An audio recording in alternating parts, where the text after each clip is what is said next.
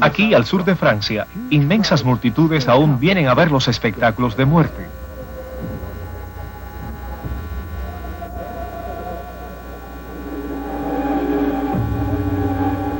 Este siempre fue un lugar sangriento, un lugar donde las multitudes romanas observaban cómo mataban a animales y seres humanos. Y las figuras centrales de ese drama eran un grupo de hombres cuya profesión era asesinar y morir para disfrute de la muchedumbre. Hombres que dominaron la fantasía de los romanos durante más de 700 años. Los gladiadores. Los gladiadores. La verdad brutal.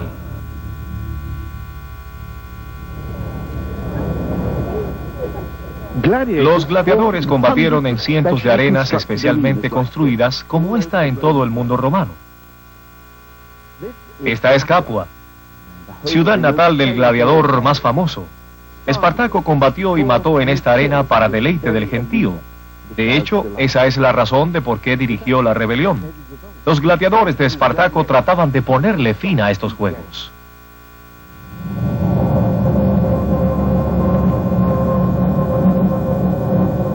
Pero ¿cómo fue que empezaron? ¿Cómo puede alguien estar conforme con la brutalidad extraordinaria de los eventos que se celebraban aquí? ¿Debemos admirar la antigua civilización romana o debemos agradecer a los que la destruyeron, los llamados bárbaros?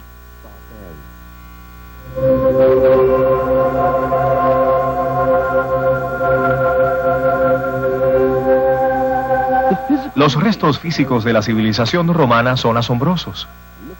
Podemos observar una vida de elegancia, alta cultura y sofisticación. Pero eso no significa que compartían nuestros valores. Esta es una calle de Pompeya. Es una ciudad romana que ha quedado detenida en el tiempo en el año 79 de nuestra era, para ser precisos, cuando estalló por los gases y cenizas volcánicas debido a la erupción del Vesubio.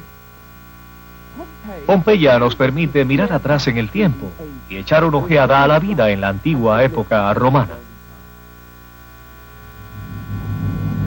La vida y la muerte.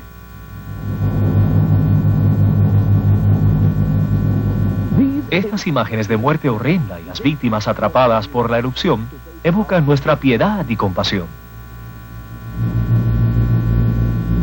Pero quizás esta sea la gran diferencia entre nosotros y los romanos.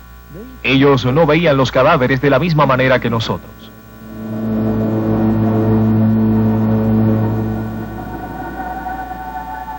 En el año 80 de nuestra era, el emperador Trajano construyó un inmenso teatro de muerte en el centro de Roma.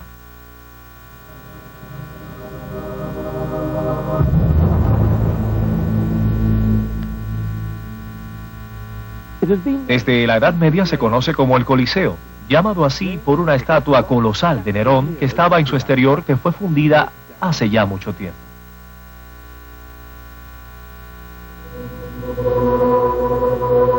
El nombre se quedó porque la edificación como tal es colosal.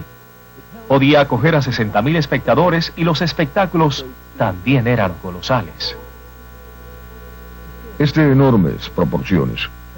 Cuando Trajano celebró su victoria sobre Dacia, estuvo 4 meses festejando día tras día, en los que participaron 9.000 gladiadores y se mataron a 11.000 animales, por lo que hubo gran cantidad de carne, gran cantidad de muertos de los que tenían que deshacerse. ¿Qué hacían con ellos?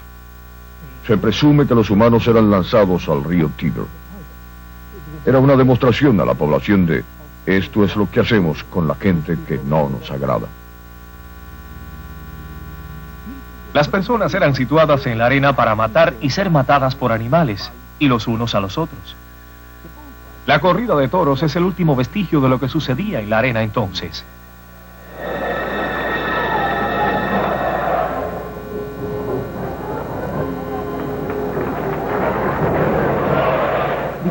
La muchedumbre no entiende que esto es cruel.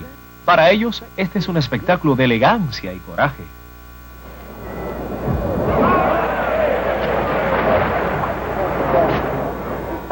Y de cercanía a la muerte.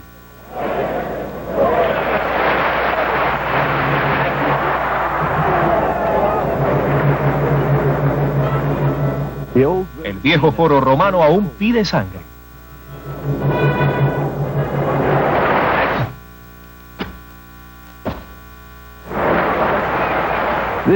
Esta es una forma muy antigua de morir. Pero no se dejen confundir. Puede que las corridas de toros sean los tataranietos de los combates de los gladiadores en la antigua Roma. Pero las cosas que hacían los gladiadores entre estas paredes eran básicamente muy diferentes. Los gladiadores romanos montaban un espectáculo público de asesinato humano para entretener. La matanza de animales era solo una introducción, aunque inclusive eso era de mucha mayor proporción que cualquier corrida de toros actual. Un general romano llevó 140 elefantes. Piensen en la asombrosa logística de organizar cacerías de elefantes o 40 tigres, leopardos, hasta cocodrilos. La historia natural se encuentra con el mundo del espectáculo. Los animales desfilaban para que el gentío los admiraran, se maravillaran con ellos, los temieran y finalmente los dominaran viéndolos morir. El anfiteatro era una gran maquinaria de muerte. Igual que las mejores máquinas, el mecanismo era secreto. Lo que vemos aquí ahora en Capua son esos mismos secretos que tanto sorprendían y enardecían al público de la antigüedad. Ahora vamos a bajar a los escenarios subterráneos en Capua. Aquí es donde se ubicaban a los animales y a los prisioneros y donde se guardaba la maquinaria del escenario. Es una especie de mezcla de escenario, prisión y zoológico. Aquí se pueden ver los grandes desagües donde corría la suciedad y la sangre después del espectáculo. Todo este lugar requería de un inmenso ejército de tramoyistas. Se cuenta que en una ocasión el emperador Claudio consideró que no habían hecho bien su trabajo y lanzó a los tramoyistas a la arena a combatir en lugar de los gladiadores. Así que no se le ocurra ser tramoyista en la antigua Roma. Surgían complicados escenarios que recreaban paisajes de junglas y sabanas del mundo salvaje, donde estas fieras rondaban libremente.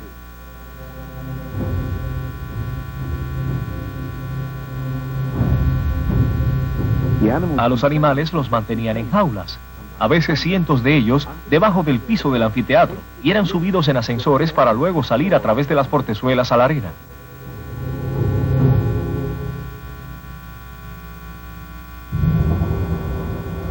Para suministrar una cantidad suficiente de animales para estos espectáculos, los romanos cazaban tan intensivamente que con el tiempo arrasaron con los animales grandes de Europa y el Medio Oriente. Pero el peligro no era solamente en un solo sentido. Este relieve muestra un barco atrapado en medio de una tormenta. Están bajando las velas a prisa. El faro muestra que están en peligro. A bordo hay un cargamento de leones. Dios mío. Nadie dudaba que matar fieras era algo muy civilizado, pero era solo un ejercicio de calentamiento. Los romanos no solo iban a ver matar avestruces e íbices, esperaban por los gladiadores. Pero primero había todo un programa antes de ellos. A mediodía eran las ejecuciones públicas. Alguna gente las consideraban aburridas y quizás la gente rica salía o simulaba salir para que no los vieran observando algo tan vulgar y repugnante.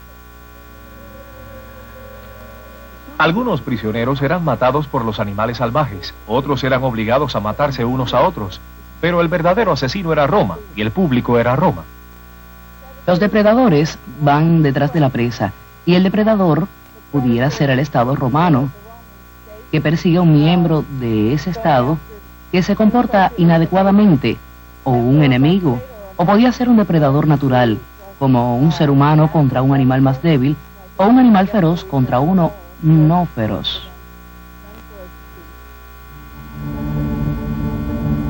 Roma se veía a sí misma como una isla de civilización sitiada, rodeada de un mundo salvaje.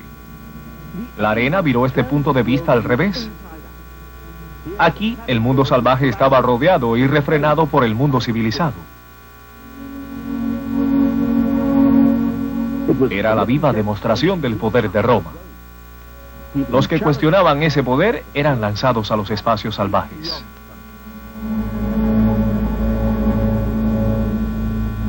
Ese espacio salvaje quedaba ahí abajo en la arena.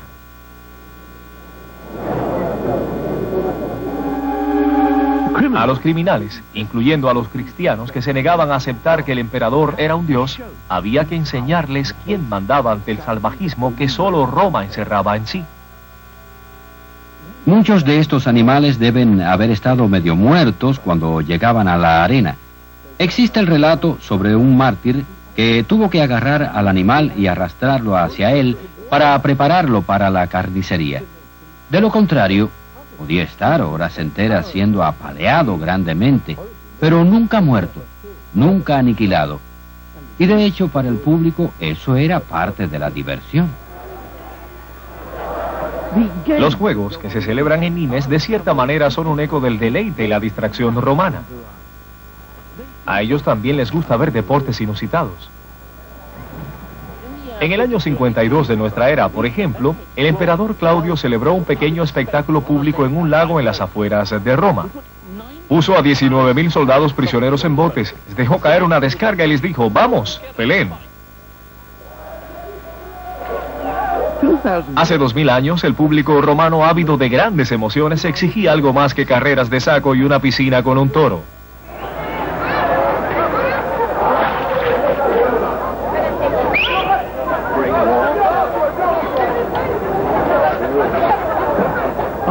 Después de las ejecuciones del mediodía, el día iba en pos del clímax. Por la tarde, 6 horas, de 1:30 a 7:30, eran los combates de gladiadores, bastante lentos. Para ahorrar en los costos, por supuesto, ocasionalmente un emperador podía situar a 3.000 hombres en un solo día, hasta 5.000 animales en un día, pero eso era algo excepcional. El enfrentamiento de gladiadores normal era de entre 10 y 25 combates en una tarde.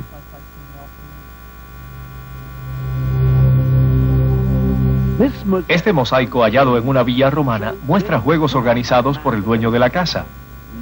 Aunque los mosaicos eran caros y los juegos costaban una fortuna, eran importantes. Son celebraciones de coraje, resiedumbre, resistencia al dolor, valentía, determinación y finalmente la disposición de morir si se es conquistado y la victoria para el glorioso vencedor triunfante. Si uno observa de manera casual a Pompeya, uno ve lo que quiere ver. Un modo de vida civilizado y pacífico, realmente bastante envidiable. Pero si uno mira de cerca las bellas paredes, surge algo bastante diferente.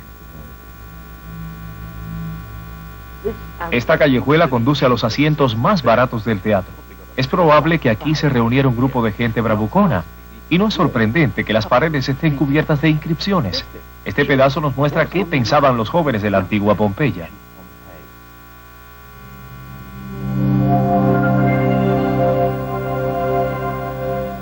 El que pintó esto puede que haya estado fuera del teatro, pero su mente estaba dentro del anfiteatro al otro lado de la ciudad. Hasta en las casas particulares hallamos inscripciones de los gladiadores. En este caso, hay retratos de ellos con sus nombres y sus puntuaciones. Este es Oceanus, y tiene 13 victorias. Arancitus, Severus. Este es Albanus, que era esclavo y ahora es libre. Tiene 19 victorias, un campeón. Estos son los rastros fantasmales de los héroes del deporte, con vidas cortas pero apasionantes. Estamos dentro de las barracas de los gladiadores en Pompeya, y aquí están los camerinos de las estrellas, porque sin duda los gladiadores se consideraban rompecorazones. De acuerdo con las evidencias arqueológicas, en una de ellas hay una inscripción en la que calificaba a uno de los gladiadores como Suspirum Suelarium, hace suspirar a las jóvenes. Sin dudas, el sexo y la arena siempre han ido, bueno, digamos que de la mano, dicho un poco eufemísticamente. Por ejemplo, en aquellas celdas reservadas para los gladiadores más maduros, descubrieron entre las cenizas el cuerpo de una mujer con joyas costosas. Estaba rodeada de no menos de 18 gladiadores. ¿Vino a pedirle sus autógrafos o quizás solo vino a conversar? Probablemente nunca nos enteremos, pero sí sabemos que los gladiadores tenían bastante sex appeal. Por ejemplo, su sudor era recolectado y usado como afrodisíaco por las mujeres elegantes de Roma. Y la sangre de la víctima de un gladiador era usada en las bodas para peinar el cabello de la novia. Los gladiadores representaban la virilidad.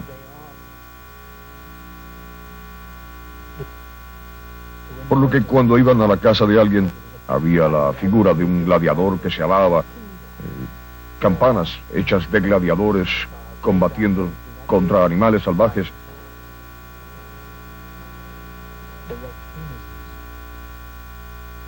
Pero aunque los gladiadores eran glamorosos, sexys y populares, curiosamente no ocupaban ninguna posición social.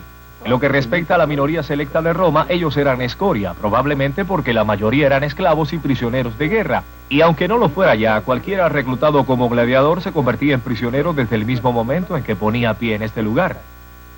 Tenía que hacer un juramento renunciando a toda esperanza de vida, diciendo que estaba preparado para ser quemado, atado y muerto por la espada.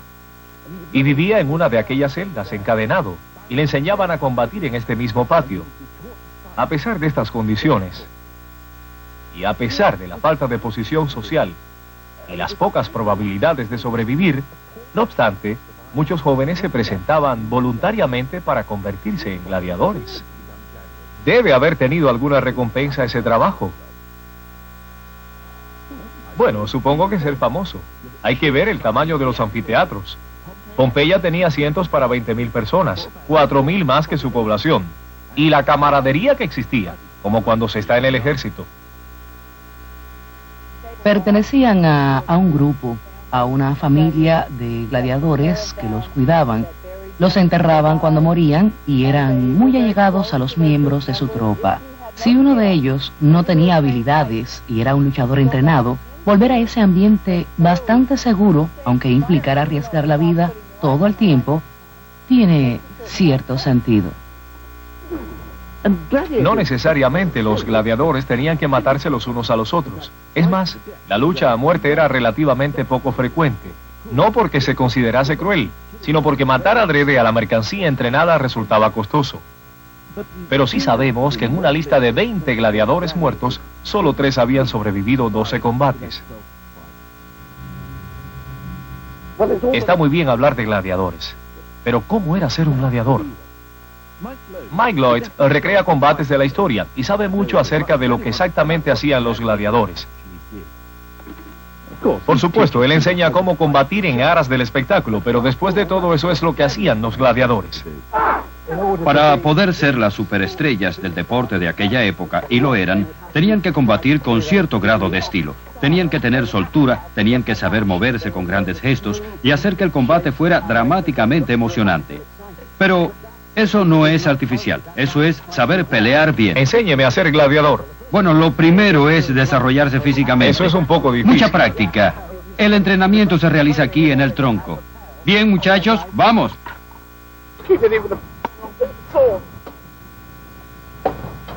Había muchos tipos diferentes de gladiadores, cada uno con su clase especial de armadura y armas. Se suponía que todos fueran los distintos enemigos de Roma tomados de la historia o de la fantasía.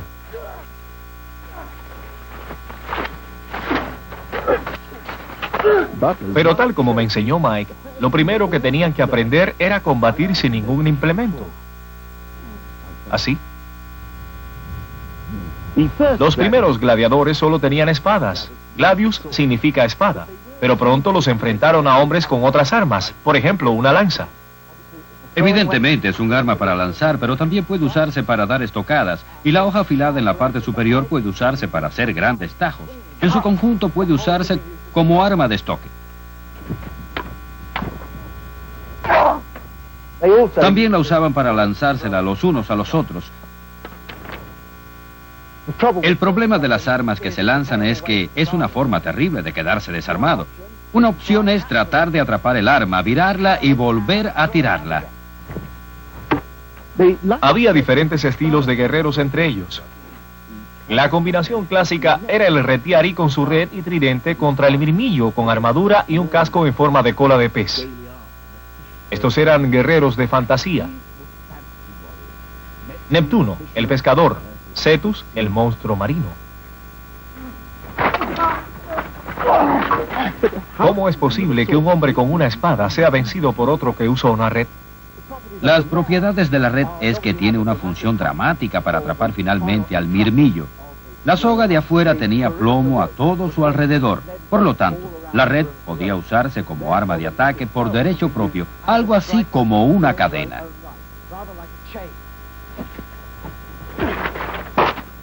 La red es lenta en su evolución. El mirmillo simplemente se quitaba del medio. Para que la red sea efectiva, no se lanza, sino que el retiari no la suelta. Y lo que sucede es que él tiene que acercarse al mirmillo. Y entonces puede usarla para tumbarlo. Generalmente los retiari no mataban con el tridente, usaban un puñal. Y si se pedía clemencia y esta era denegada, entonces el golpe mortal usualmente provenía del puñal. La noche antes del espectáculo, los gladiadores comían en la arena que estaba abierta al público. Pudiera ser su última cena. El día siguiente comenzaba temprano. Las clases bajas venían primero a llenar los asientos. Y cuando todo el mundo ya estaba allí, sentados en el mismo banco, todos los senadores juntos, todos los ciudadanos juntos, las mujeres en lo alto, entonces aparecía el emperador. Primero los soldados, los músicos y entonces el emperador. Era un acontecimiento de estado solemne. No es una inauguración. Fanfarria, atuendos, trompetas. También es religión. Primero hay un sacrificio, hay música. Es algo que celebra a los dioses, la virtud, el Estado romano. No son solo unos juegos. Así se ensalza el triunfo de Roma. El triunfo de Roma o la naturaleza del triunfo de Roma sobre los bárbaros conquistados. Roma está en el centro del universo. Los ciudadanos romanos mandaban. Los gladiadores tenían que detenerse y pedir permiso antes de matar. Pero la señal de pulgares hacia abajo que asociamos a eso puede que nunca haya existido. Cuando empezaron a hacer películas de los anfiteatros romanos, tuvieron que idear qué gesto usaba el hombre encargado de los juegos, y al leer las fuentes antiguas, decía que se indicaba con pulgar presionado. ¿Qué significaba con pulgar presionado? Significaba presionar así o así. Y los cineastas tomaron la decisión de que esto era seguir viviendo y esto morir. Realmente no sabemos si eran auténticas señales romanas.